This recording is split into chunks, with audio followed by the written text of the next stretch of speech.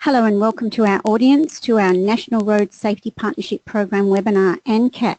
Not all 5-star cars are created equal. This webinar is brought to you by the NRSPP in partnership with the Australian Road Research Board and ANCAP. Just before we start, I need to advise that unfortunately there was a misprint in ARB's newsletter that was sent out this morning. The name of the CEO of ANCAP was incorrect. It should have read James Goodwin. The newsletter was reviewed, but unfortunately this was missed and we are very sorry for the mix-up. My name is Rosemary Patterson and I'll be your co-moderator this session, and I'm here to provide tech support if required and field questions. We have Jerome Carslake, who manages the NRSPP and its many activities, connected in and listening in, but standing in for him in the studio today is Kathy Ducouris. Welcome, Kathy. Hi Rosemary, thanks very much for having me, and hello to you Jerome out there and everyone joining us. And some of our audience may not have attended an NRSPP webinar, but perhaps you could tell them a little bit about the NRSPP.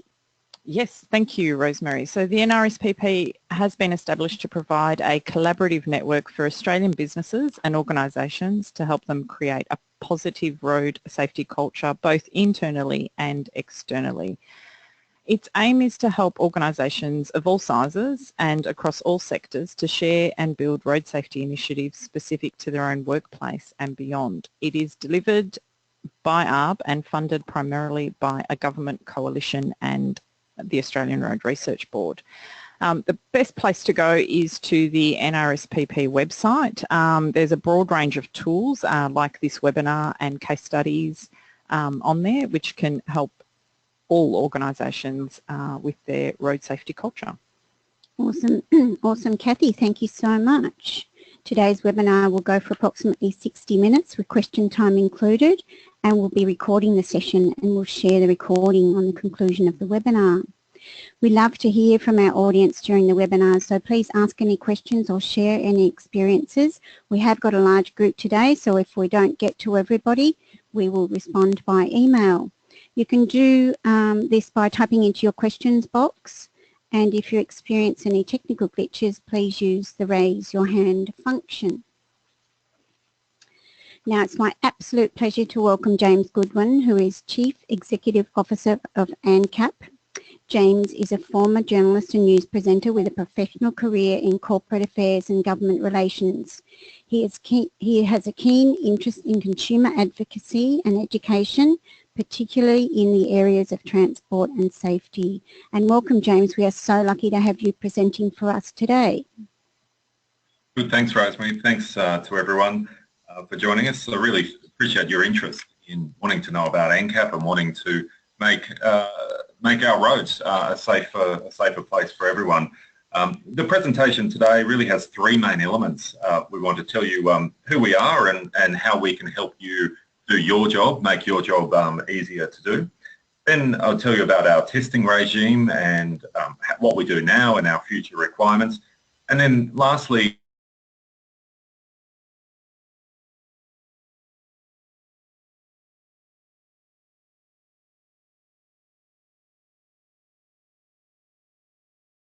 pauses for questions as we move along, but feel free, as Rosemary said, to type in those questions as we go through. So look, hopefully it won't be too long or onerous for you.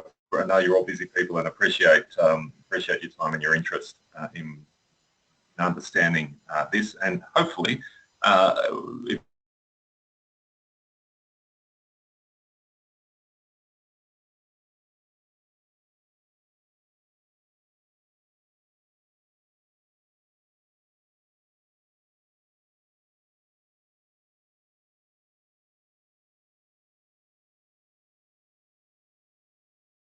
are really in the safest possible workplace they can be, and that does include the vehicle. You have a responsibility as fleet managers and a lot of influence to be able to make sure those decisions, to make sure that the workforce are in safe vehicles. And it's important to remember that you also have the influence on the whole vehicle fleet. Fleet buyers play an instrumental role in the overall safety of the vehicle fleet. About 50% of all vehicle sales are from fleet or business purchases. So after 2 or 3 years, when those vehicles have done their duty in the main fleet, they extend into that used car vehicle fleet, and there can be good second-hand vehicles available to everyone. So just don't underestimate your influence in the way that we can influence what the car brands are offering to the Australian market. If you ask for that, they will offer it, and that's a message that we should take through as we discuss this.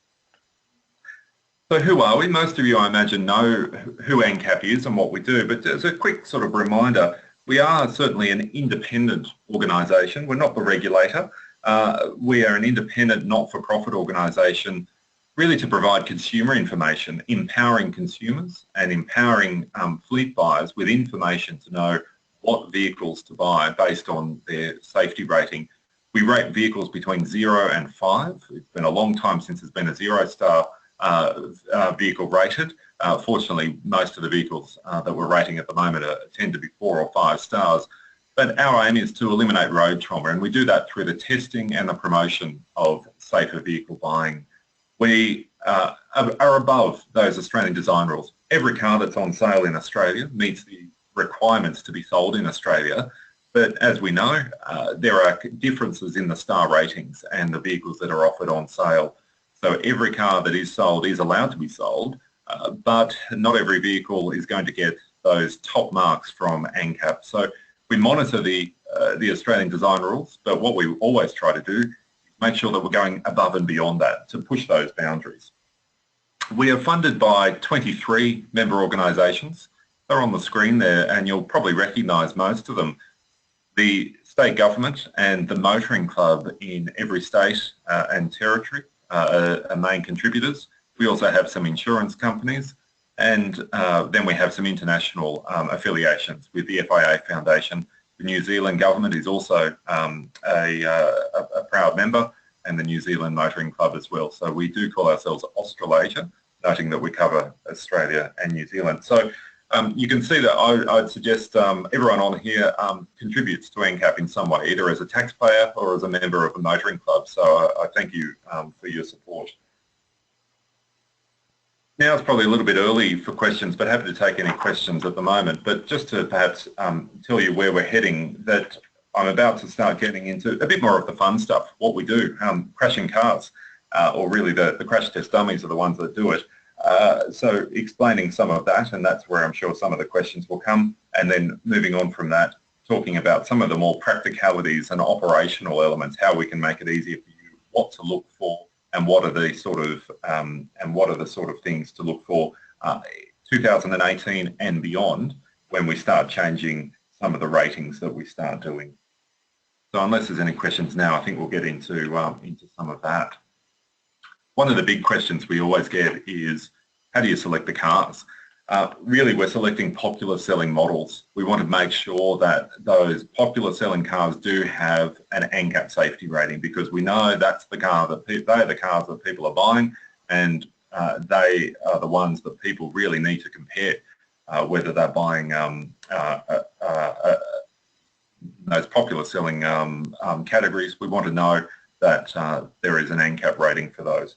But we also go out and look for either good performers or bad performers. That could mean that they're not popular selling, but we know that either they're going to be particularly good or particularly bad, and we need to do that to ensure that we've got a comparison for those popular selling models, to know where they fit and where other vehicles fit within the vehicle marketplace. We are independent, as we mentioned. We always select the vehicles at random. Even if the manufacturer may fund a test, we always select them at random through a bit of a raffle draw with the VIN numbers to make sure that it is a random selection. We usually choose the lowest specified vehicle within the model range. If you think of a model range, there'll be, for instance, a G, a GL, a GLX. We'll usually choose the base model and then make sure that variant, that rating includes all variants. It's much easier then to, if we pick the lowest specified vehicle, we are assuming then that the higher specifications will have better safety features and certainly won't be any worse off than the lowest specified vehicles. It's one thing to note that variants can differ and can have different safety ratings. So that's one little tip to look for. If the Holden Astra is a recent example, for instance, the Astra R is unrated. There is no rating for that. We were not able to get enough data to come up with a rating for that. But the R Plus and the other versions do have a 5-star rating. So that's where it's important to make sure that you are complying with your vehicle purchasing policies to make sure that you are buying one of those variants that actually has a rating. We do a number of tests and assessments, and what they try to do is replicate real-world crashes. On the screen there are our current ratings. We do a frontal offset test, which really replicates those that head-on crash between two cars. It's a 40% offset, replicating two cars having a head-on crash. We do a side impact test, which replicates that T-bone collision at an intersection. A pole test, like running off the side of a highway, hitting a telegraph pole or a gum tree. We do pedestrian testing, whiplash testing, and then we do assessment of the safety technology that is on the vehicle. Things like blind spot assistance, lane keeping assistance, autonomous emergency braking, and so on. They're all included as a bit of a point score to ensure that there is technology in the vehicle that can help you avoid that crash in the first place. The easiest way to explain all these tests is really to show you. So we're going to show some videos at the moment. If you have trouble seeing the videos, or they don't quite work, or the screen freezes and so on, you'll be able to see them all on our YouTube channel. It's ANCAP safety ratings. But as Rosemary said at the start, this presentation will be circulated, but you will be able to see them on our YouTube channel. So this one that we're going to show is the frontal offset test, replicating that head-on collision between two cars. It's at 64 kilometres an hour. It's moving into what we call a deformable barrier. So that blue box there is replicating the bumper bar of another vehicle. We can see as the car hits the barrier there, we see the seat belt starting to tense up. Those pretensioners there, those front airbags fire off to protect the driver. You've also seen that the curtain airbags are also deploying as well. That doesn't always occur, but obviously in this circumstance there's been enough change in the structure for the car to think, well, I'd better deploy those other airbags as well. For those who can see it, we've just seen quite close up the seatbelts tensioning up to try and lock you into place first, and then the airbags deploy and so on. And this is only 64 kilometres an hour. We can see the level of damage there to a vehicle. It doesn't sound like a particularly severe crash. Remember, we are seeing this in slow motion. When we take guests to see these crashes in person, they're always struck. It's not unusual for someone to let out a word you shouldn't use, or a little scream or something like that when they actually see it. It happens very, very quickly, and it's quite a stark reminder. I've seen a lot of them now, but they're always a bit different, and they're always a reminder. There's always the hairs on the back of your neck to see that is a very serious crash at 64 kilometres an hour. So we'll move on to the next one, and that's the side impact test. That T-bone collision at an intersection.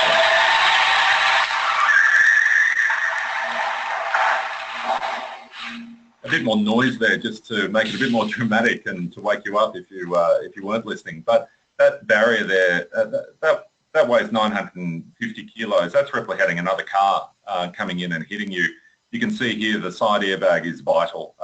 The glass shattering is dramatic, but it's not making much of an impact on the actual structure of the vehicle, and that glass shattering is moving away from the passengers and the occupants in the car anyway. This is only 50 kilometres an hour. Think what that outcome would be like if that curtain airbag wasn't there. This is actually a side airbag. The car that we're demonstrating here is a convertible. It performed very well, but it's an interesting example to show what a good performer can be like. This airbag actually has to come out from the seat because there is no roof structure for the airbag to deploy from. So So this scored 4 points for this test, even though it's a small car, it's a sports car. And one thing to remember, it's not an overly expensive vehicle as well. So people and car brands will use different forms of technology to make this work, to make a safe car. We are a little bit agnostic in what we're asking them to do to make sure that they are innovative and they are coming up with new ways of doing it. But some sort of side or curtain airbag is vital to be able to pass this test. This is one of those crashes, that T-bone or intersection crash. So many people will say to you, how often do you hear this at a dinner party or at a barbecue? It's like, well, I don't need a safe car because I'm a good driver.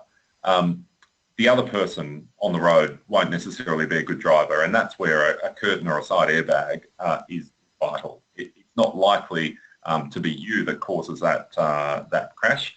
It'll be somebody else that does. So you want that safe car with this sort of technology because of those other people that are on the roads. So the next one is similar but different, and that's the pole test. This is quite an Australian test. Think about running off the side of a rural highway, hitting a gum tree or hitting a signpost. This is what the pole test is.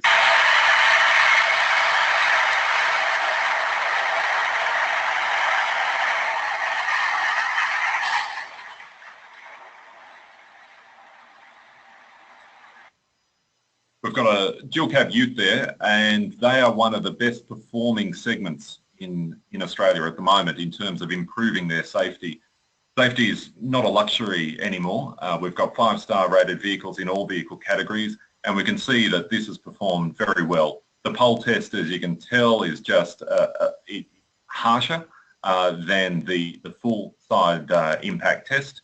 It changes the dynamics and the impact structure there, but we can see very clearly those curtain airbags have deployed across the front and back seat. Not all dual cab utes have the curtain airbags for that rear seat passenger, so that's also an important point to note when you look at those data sheets, to make sure that it is serving the purpose that you have. If there is always going to be somebody in that rear seat, then you want to make sure that they are as looked after and they are as safe as the people in the front seat passenger.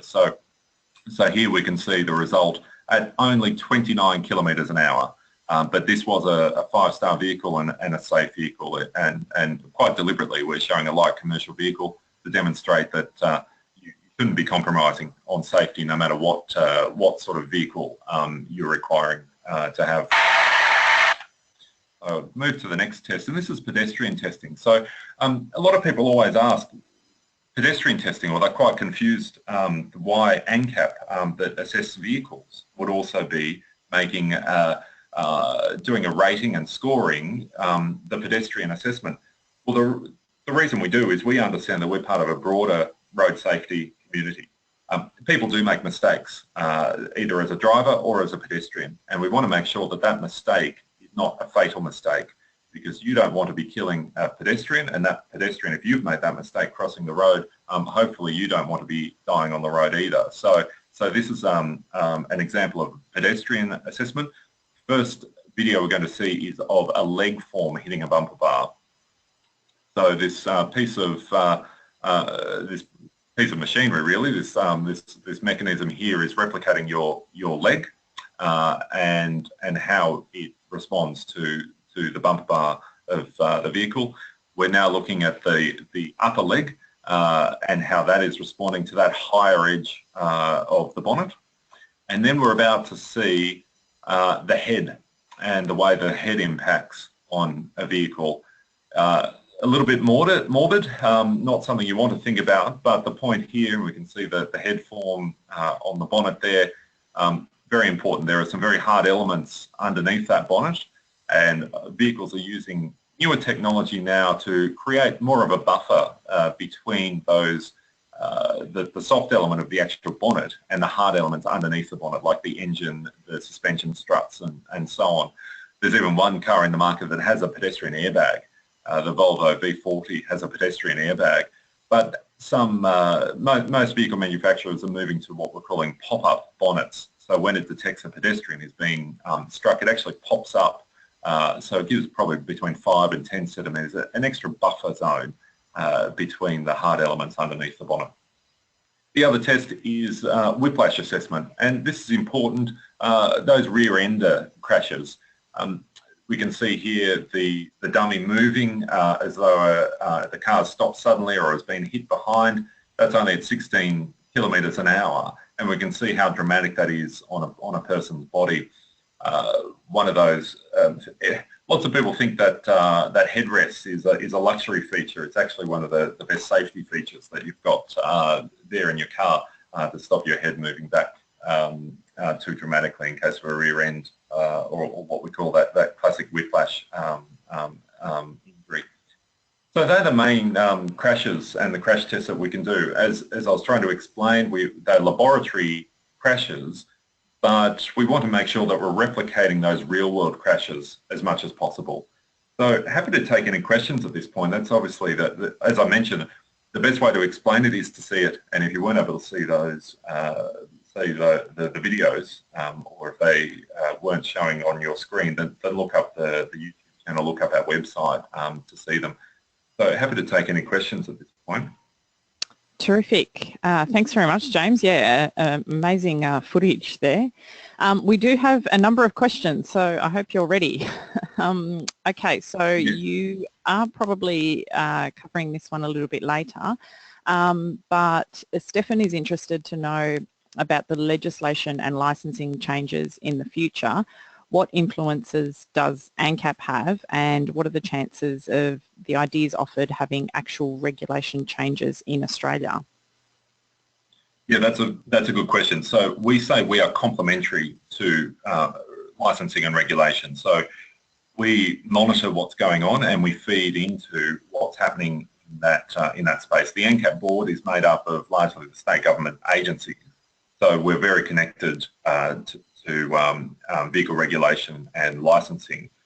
We'll talk more in a moment about how ANCAP is going to change. We're seeing that cars are becoming safer and probably as safe as they've ever been. So what we need to do is change those goalposts a little bit. So I'll get into some detail in that in a moment, and 2018 will be a major milestone in that we are changing the goalposts quite dramatically and changing the scoring. So that's something we will touch on. But in terms of, we're not the regulator, but what we do is we make sure that we are not going against regulation. We're not saying it's something different, and we certainly monitor to make sure that we are keeping pace with regulation, but we always actually try to be ahead of regulation. We've got a bit more flexibility than regulation. Great, thank you, James, and thank you, Stefan, for sending through the question. Another one from Chris about, are cars getting bigger, and is this reflected in the testing, i.e. front and side impacts? That's right, they certainly are, and it's another good preview into some of the changes we're going to make next year. Cars are getting bigger, as we've seen. You think now the Holden Cruise is bigger than the original Holden Commodore. The current Lancer is bigger than the original Magna. Cars are growing, and some of the reasons they are growing is because of the added safety features in them, things like side intrusion bars and so on. So we're changing things like the weight of the rig that smashes into the car, and we'll highlight some of those as we go on. So yes, we're certainly making note of that, and that's one of the reasons why we are changing some of the tests, and I'll go into some of the detail of the new tests in the next segment. Terrific. Are you okay to take a few more questions? They are coming in thick and fast. Okay, great. So we'll take a couple more. There's a question here from John asking about ESC, electronic stability control. So he's saying that for 5 stars you need this, and that possibly the jury's out on whether it's been shown to improve safety. Can you expand on that a bit more? So that's right. So ESC was made a requirement for a 5-star vehicle a number of years ago. It's actually now an Australian design rule, so you cannot sell a car in Australia that doesn't have stability control. So whether the jury's out or not, it's now a requirement. So I think the simple answer is the research, both from ANCAP's perspective and from the regulatory perspective, around the world is it's now become a requirement. So we don't physically test it anymore because it's now become a regulation. Okay, great, thank you. Just a reminder that the videos are available on the ANCAP YouTube channel, so just for anyone wondering about that, but you will also receive this recording after the webinar. Andrew's asking about, with the speed of electronic safety developments, what is the lead time for ANCAP to incorporate those features into their SAT testing? Yeah, so we're working quite quickly to start doing some more and some rigorous, well, the new level of safety assist technology, the autonomous technology, if you like. That's what we're moving in 2018 to make fundamentally a part of our scoring system and of our assessment system. So we are probably paying a little bit of catch up this year, but once we're there, it'll be much easier to move forward. But what we're doing from next year is rewarding better some of that technology that will help you avoid the crash, and we'll go into that in the next segment when we start talking about the future requirements and the future testing. The one thing I'd say is that we do have more flexibility to be able to move quicker than perhaps regulation, because we're not the regulatory authority. We can make that call, but we're also realistic as well. We want to make sure that it is people are comfortable to have that technology, that it's not going to overly increase the cost of a car, or that people that will actually want that technology in their vehicles. So we do need to monitor that we're not pushing the boundary too far, but what we want to do is make sure that we're getting technology that will actually help make cars safer and lower the road toll. One of the big concerns at the moment is the road toll is actually rising, and some of that is because the vehicle age, the fleet is getting older. So we see that the older vehicles are overrepresented in the fatality crashes. So we do need to move as quickly as we can. I think we are, and we're going to 2018. We're going to really push the boundaries and stretch some of the car brands. But once we get into that new regime, it's going to be much easier for us to be flexible in assessing some of that new technology, like autonomous braking, blind spot assistance, and so on. Terrific, thank you, James. Look, we'll take one more question now. As I said, there are quite a few coming through, so do keep them coming. Some of the things you have mentioned with autonomous braking and driverless vehicles and that sort of thing we will cover. So I'll ask one more from Rowena in regards to the change in specification for models. So you talked about testing the base model in your earlier session. Now, does, for example, going to a G versus a GL or a GLX always translate to an increase in safety performance? Do you check that assumption is true?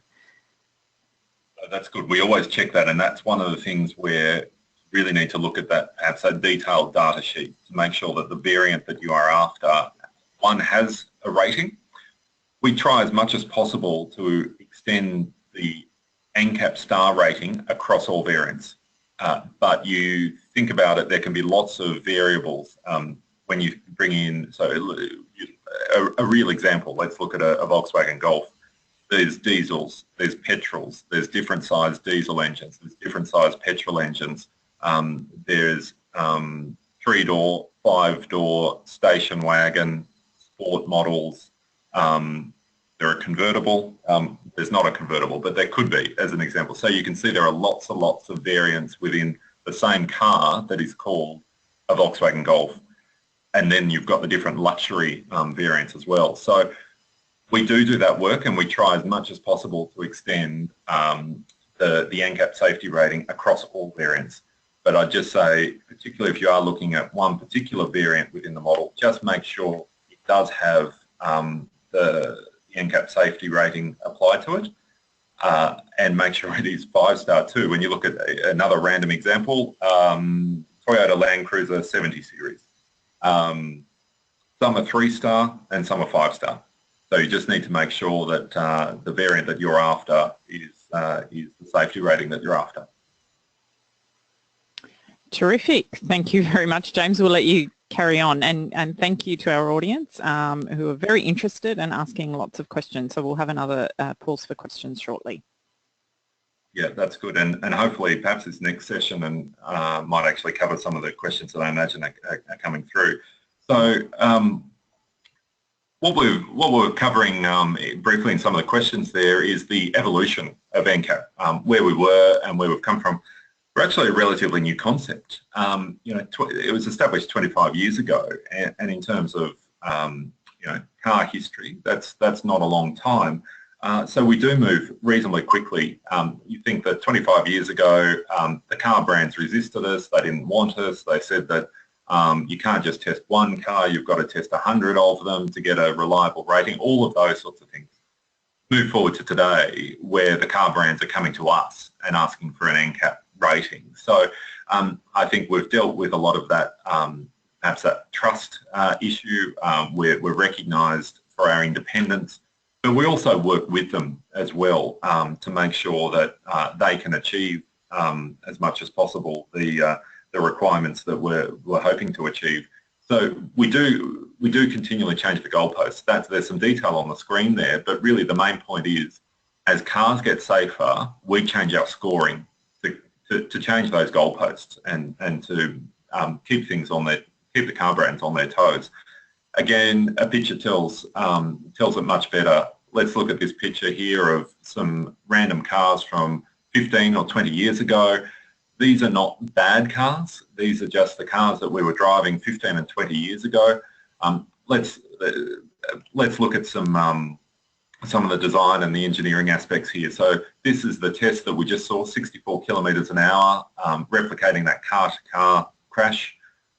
We can see that the A pillar has compromised in all those 4 vehicles. We can see the door has opened and almost entirely fallen off on some of those cars. This is just the sort of cars that we were driving 15 or 20 years ago. And the death rate per 100,000 15 years ago was 10 deaths per 100,000.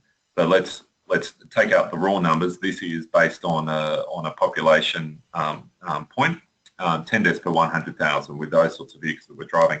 Let's move forward to now. Again, another random example. Let's look at the A pillar. Almost none of them have compromised there.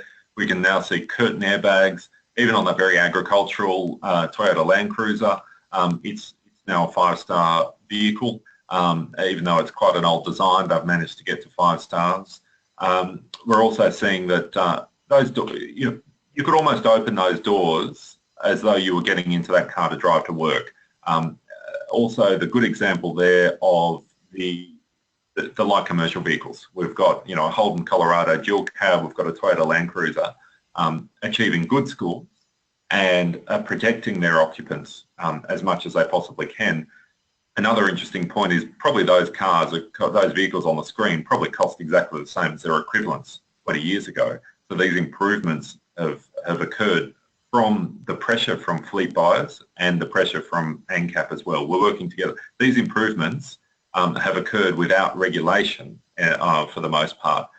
And then look at the actual results. So deaths per 100,000 has been halved in 15 years. We now have a death rate of about 5 deaths per 100,000. So the reality is that we are improving things, and we appreciate the support from fleet buyers, because you do have that influence to be able to ask for some of those things. But the side note to this, if we go back to the old cars, those cars are still on the road. So that's where I think it's important to think about your fleet purchasing decisions, to know that when you make a safe decision about what vehicles you're putting your employees in 3 years' time, they become the second-hand vehicle that people can buy as well. So if we think holistically, we're trying to get some of these older cars off the road as much as possible. So your decisions now do filter through to the rest of the vehicle population. We've got strong market penetration. So 92% of all vehicles in the market right now have an ANCAP rating, and fortunately most of them are 5-star. We're almost at full coverage. Some of those light trucks, so the Hinos, the Isuzus, those proper trucks, we don't rate. Unfortunately, we don't have any ratings for those, but that's something that we potentially can look at in the future. And then when you add up another couple of percentage of some of those really luxury and sports vehicles, so we've not crash tested a Ferrari, we've not done a Bentley, they start adding up to a couple of percent as well. But if anyone's got any, happy to write off quite a few of them to get a safety rating for them. But when we look at it at the next slide here, we can see that safety is no longer a luxury anymore. There are 5-star vehicles in every vehicle category, and the number of 5-star vehicles in the market is increasing, and is increasingly and consistently increased over time.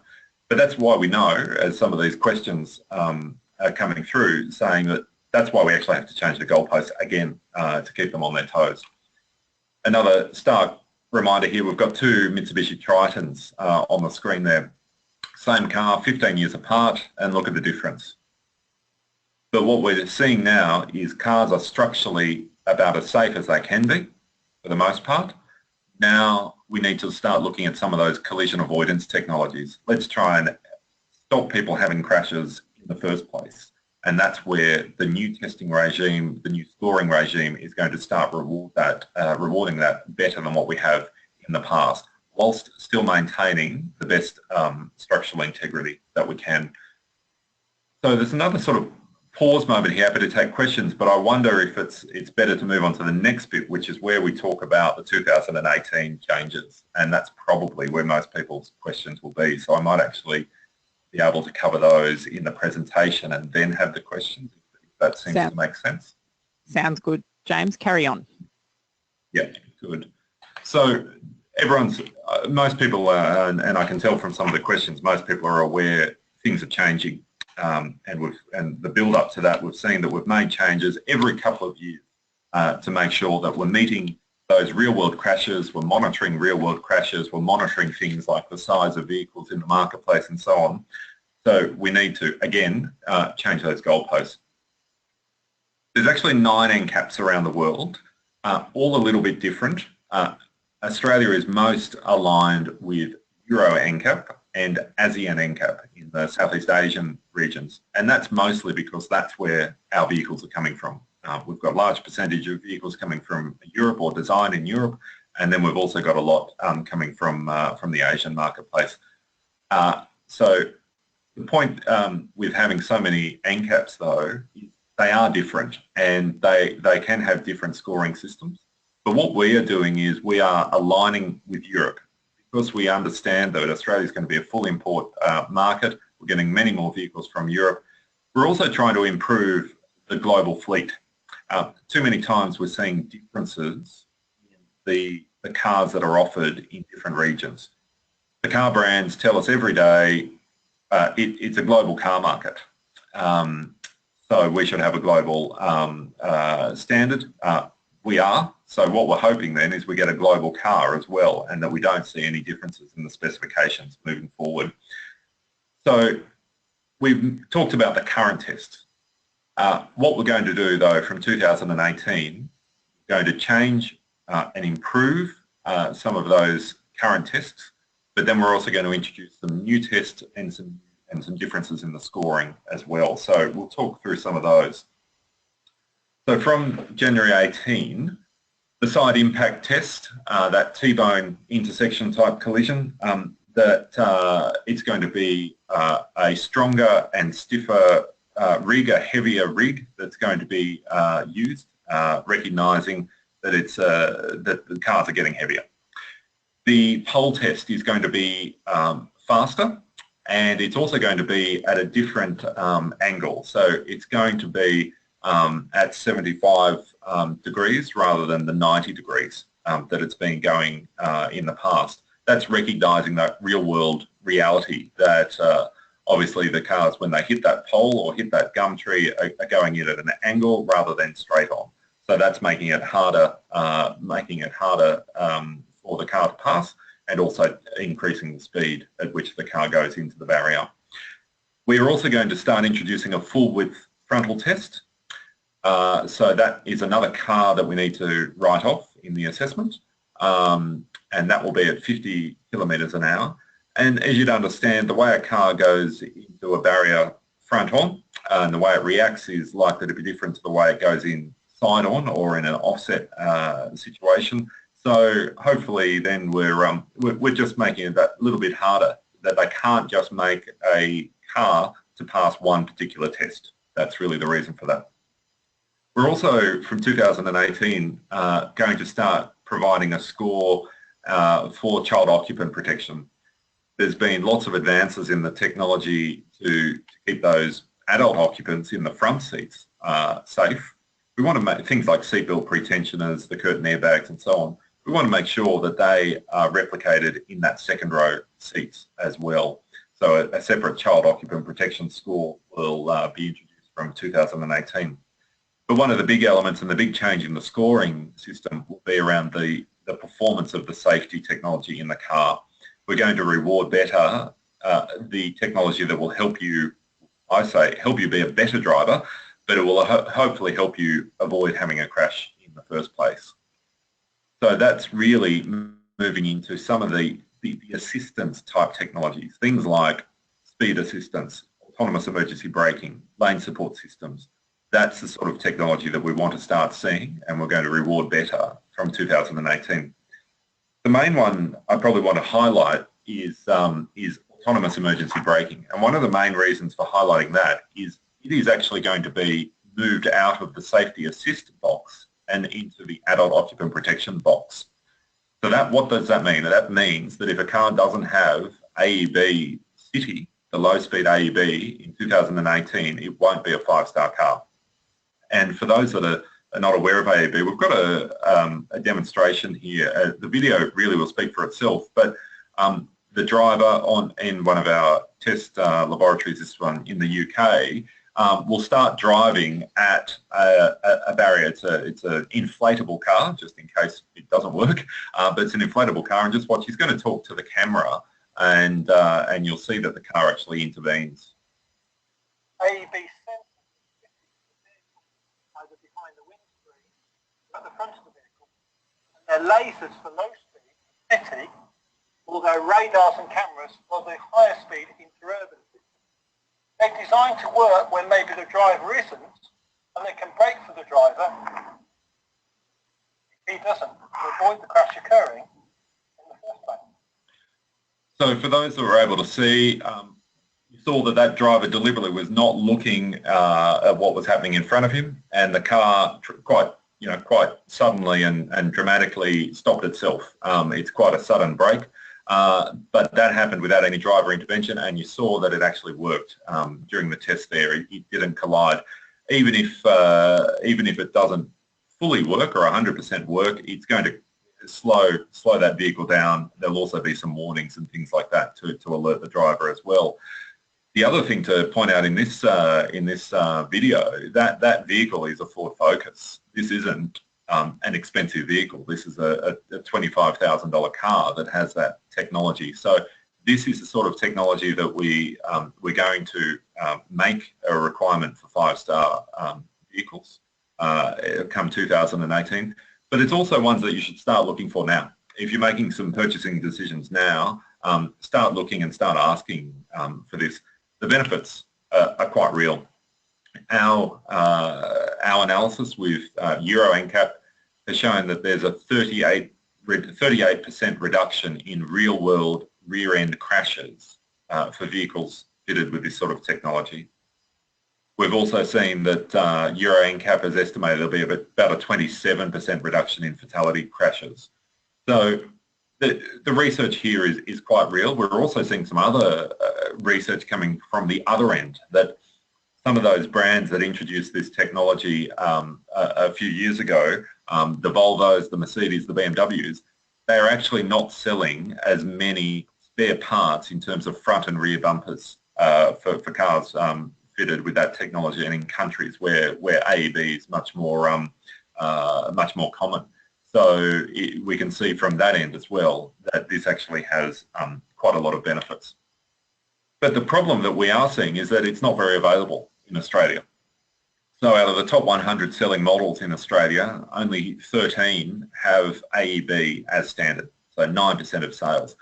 And probably more concerning is that more than half the number of vehicles on sale don't even have it as an option. So that's what we want to change, and that's where you have to move forward. This is the newest technology that we can see is going to have a major benefit to reducing the road toll and reducing the number of those crashes and injuries that are caused on the road. So I'd say that's the one to look for, and that's a message. We will cover it though from 2018. Cars will need to have this to be 5-star, but if you're looking at making major purchases now, because that's not particularly covered under our assessment, this is something additional that you might be asking for or should be asking for. So that's the quick run through about those changes to our testing 2018. So that's probably where a lot of the questions might come from. So happy to sort of take those. The sort of the remaining section that I wanted to cover briefly is really some tips and some helpful sort of advice to help you make some decisions and how you can use ANCAP better to make some decisions. So, but that's what we'll go to next. So happy to take some pause now for some questions. Thank you, James. Fantastic. And we have got the AEB questions coming through. But before I get to those, we'll just cover off some of the earlier ones. There's a two-part one from Michael. So sorry I didn't get to yours earlier, Michael, but he's asking about, are you looking at reducing the impact that the airbags have on the A-pillar size? And then a follow-up question, reducing the impact that pillar airbags have on visibility. Yeah, so probably one of the points on that one is really that's up to the car brand. We certainly assess how it works and how effective the airbag is. I take your point that those A-pillars are getting larger, but I'd say what we're looking at now is the other technology that will help you, things like the blind spot monitoring and the cross-flow traffic alerts. Some of that technology is now being introduced to the cars to perhaps compensate for that. So yes, one technology gets introduced, and then something else needs to perhaps also come in to look at it and to help and to help that driver. That is a bit of a reality. I do think though, when you start looking at some of the more modern vehicles, those A-pillars are getting a bit smaller. I think the ones with the larger A-pillars probably tend to be the ones that were perhaps an older design when those curtain airbags had to be larger, or the detonator and things like that needed to be larger. So I think that's starting to fix itself, and partly because of the consumer feedback. Thanks, James. Lorena's asking about rollover testing. Yeah. So we don't conduct any rollover testing. We find that the rollovers, things like stability control and so on, has actually helped reduce the number of real-world rollovers. So that's been another way of dealing with that. The American ANCAP does do rollover assessments. We've found though that we can't replicate it in a laboratory. So there's not been any scientifically sound way of replicating this sort of rollover testing. So we've not done it. But what we're hoping to do through the technology is actually try and stop those rollovers happening in the first place. So it's simple answer is no, it's not part of our assessment. We constantly look at it, and we certainly look at what happens in America. The good thing is you could probably be assured that most cars are a global car, so they are having to pass all those different ANCAP tests. So ones that have passed a rollover test in America are likely to also be on sale here. But things like seat belts, the airbags, the stability control, the assistance that will actually try and, one, stop you having that rollover in the first place. There's things like wind, crosswind assistance on some new cars now as well. So trailer sway technology, some of the light commercials and SUVs. So car brands are looking at some other ways to try and stop you having that rollover in the first place. Great, thank you, James, and thank you, Lorena, for the question. On car brands, I guess there's a two-parter here from a couple of different people, just about brands that are leading the way in designing safer vehicles. Are there brands that are making their own technological advances? Yeah, there are, and this is where ANCAP really creates a guideline for them. Hopefully they're doing the best they can anyway, but there are some brands, people probably won't be surprised that Volvo, for instance, has a global mission statement. Their company mission statement is that nobody will die in a Volvo. So that is their mission, and they try to make that work. So that's from the top. They are trying to make the safest cars possible. But then we've also got some other brands that are trying to do what they need to do to achieve ANCAP ratings.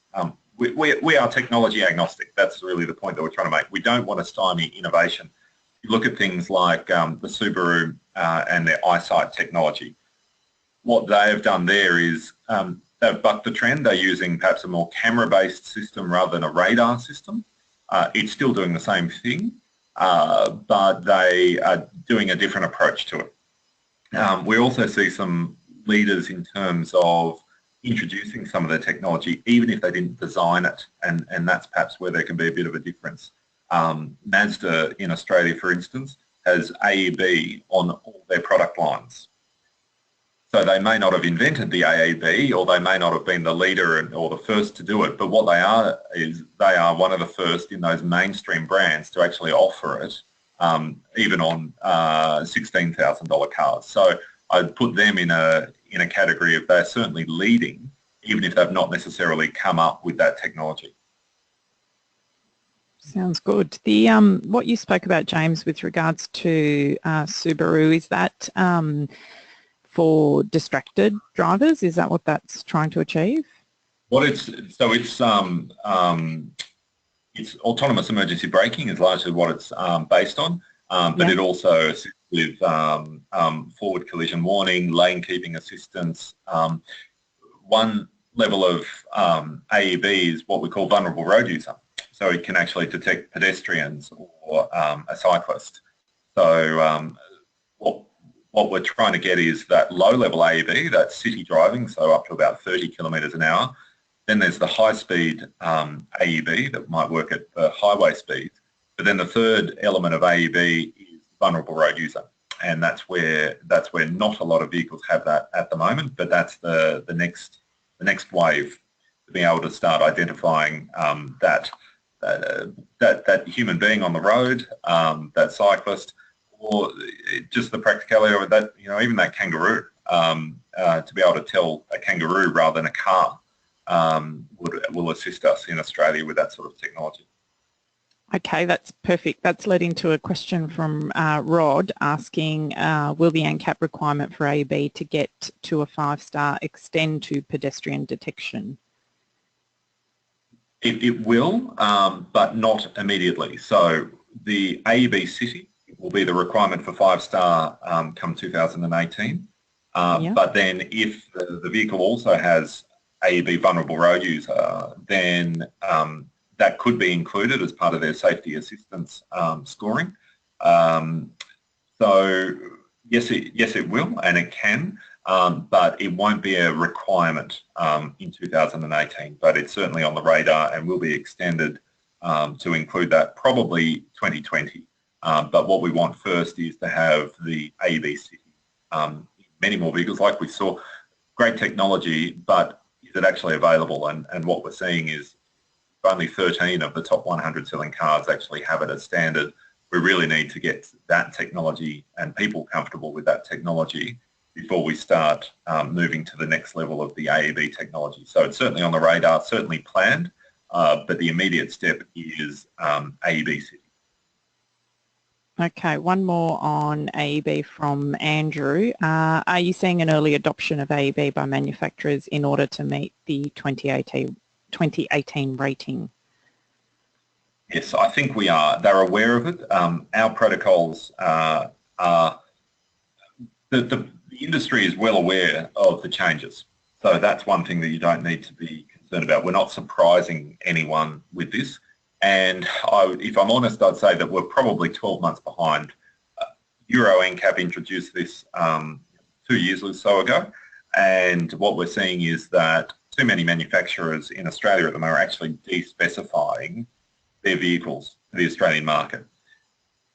There'll be AEB offered on the same product in Europe, but it's not even offered in Australia. So that's what we want to change, and that's what we need to change. So the good thing is that they're not likely to have to develop a new system or some new technology from scratch. They already have it. They're already producing cars with it. It's just that they're not offering it in Australia yet. So that's what we're trying to change. That technology has been offered certainly at the higher end for a number of years, and the industry will tell you that it's available. It's available on something like 40% of all models, but that's because they are including all those really high-end models, those S-Class Mercedes and the 7 Series BMWs.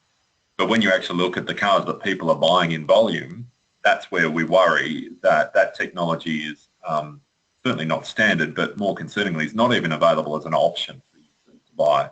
That will really start changing from next year.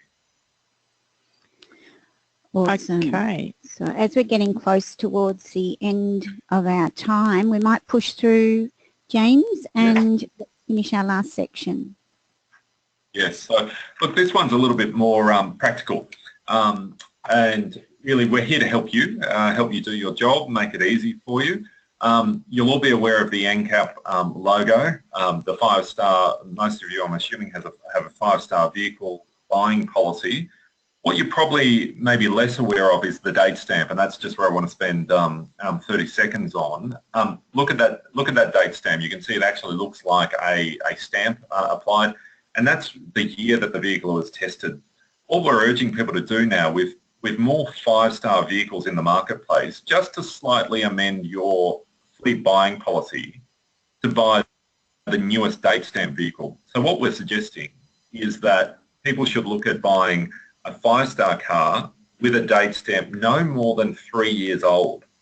So if you're buying a car in 2017, if it is a 5-star car with a date stamp, i.e. tested in or assessed in 2015, 16 or 17, that's what we think should be your new policy. And that's a way to make sure that you are getting the newest, safest car. So we're not going to 7 stars, we're not going to 10 stars, we're staying at 5 stars, and we've done some focus groups on that. We're staying at 5 stars, but the new element is this date stamp, and that's where it's important to know that you are getting the newest car with the newest technology and assessed to the toughest stringent standards. So a little example on how that might work. For instance, you need to buy a fleet of light cars. They're all 5-star. They all meet your requirements in terms of size, price, and so on. We've got 3 random examples here. We've got a Volkswagen Polo, a Honda Jazz, and a Holden Spark. Doesn't really matter what the cars are. As an example here, they're all 5-star cars. But look at the date stamps. One's 2011, one's 2014, and one's 2016. So if they all meet your requirements, then start looking at that date stamp and which one would you choose? That's really the question. And obviously choose that date stamp, the latest date stamp. That's what we're urging you to do. So out of those 3 examples, the red one with the 2016 date stamp, it's the one that's been tested to the newest and most stringent requirements. So that's the new element to start looking for. It's become much more important because there are more 5-star vehicles available. If, for instance, you're looking at a light commercial vehicle, There's nothing with a date stamp within that 3-year time period that we're suggesting. Still apply the same principle with the newest date stamp would be our advice. The other point I just want to make is that make sure that you are only applying the ANCAP, the Australasian New Car Assessment star rating system. We go through a process of making sure that the vehicles are as assessed as we get them here in Australia. So if a car, for instance, has a Euro NCAP rating, you can't assume that that Euro NCAP rating applies to the vehicles that are sold in Australia and New Zealand. We issued a rating, for instance, for a car last week, a BMW 5 Series. It's got 2 less airbags in Australia than what it does in Europe. Fortunately, it still has enough points to retain a 5-star vehicle, but that shows that specifications can be different in Australia. Even Volvo, that you think certainly, why would they compromise on safety? Well, they've taken out 2 airbags for Australian customers. They consider that Australian customers obviously are different to European customers, and that's quite disappointing that they removed 2 airbags for the Australian market. So that's where we have done that assessment for you. So make sure that it is an Australasian New Car Assessment Program rating. Can't just rely on an American, a European, or an Asian rating. So because of those different specifications. And then a point just on, I know that you all want to comply with your buying policies. 2018, big change, new assessment protocol, but all the existing ratings, don't worry, all the existing ratings don't expire. There will still be 5-star cars available on the 1st of January 2018. Our new protocols start applying for new vehicles. But what we want you to start doing is really implementing that date stamp policy. If you're buying new cars in 2018 that were tested 4 or 5 years ago, they're really not keeping up to scratch. So we want to start, we want to make sure and push that people should be, they can't just say 5-star anymore. It needs to be assessed to the newest protocol. So don't be alarmed. There will still be 5-star vehicles available come 2018. It's just that this new protocol will start applying to new cars, or if those current cars have changes, if they have midlife cycle updates and they need a new assessment, then obviously those new assessments will be applied. So don't worry, you'll still be able to buy 5-star cars come 2018 with those existing ratings. So that's the main elements, and those were some of those practical points we wanted to make. I know we're quickly running out of time, but I'll just skip to one more slide, and I just want to make a point. What's the future hold? What is the car of the future going to look like? We say the car of the future is going to look very much like the car you're driving today, but it will have more and more autonomous technology in there, and that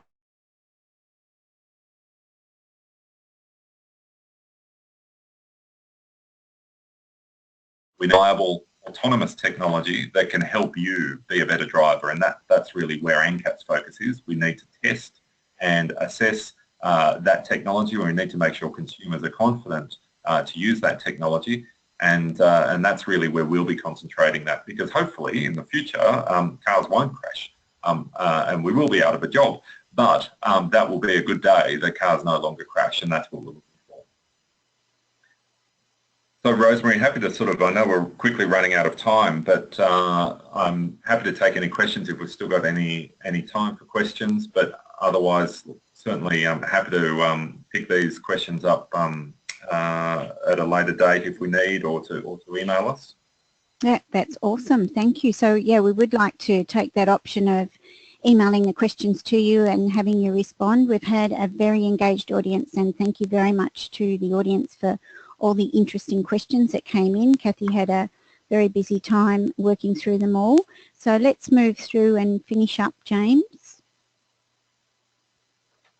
Good, well thanks. So I've just put on the screen there a way of staying in contact. Stay informed, we issue ratings all the time. Go to ancap.com.au/subscribe.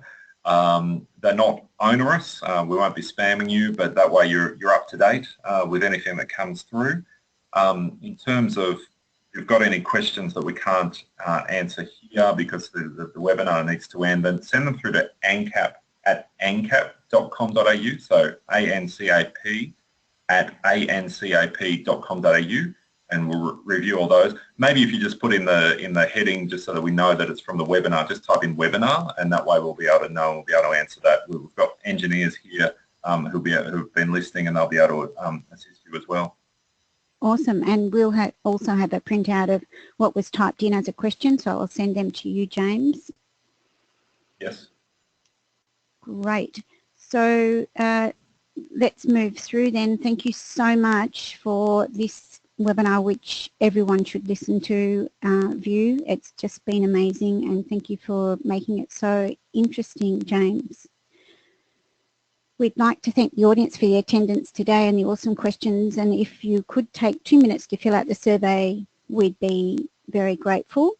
We'll move to our next slide, which is just letting people know about a series we've got coming up, Road Design 101, an online series which meets 5 times with some online activities to do, and it's covering all sorts of topics. If you're interested, have a look at the ARB website and you'll see the breakdown.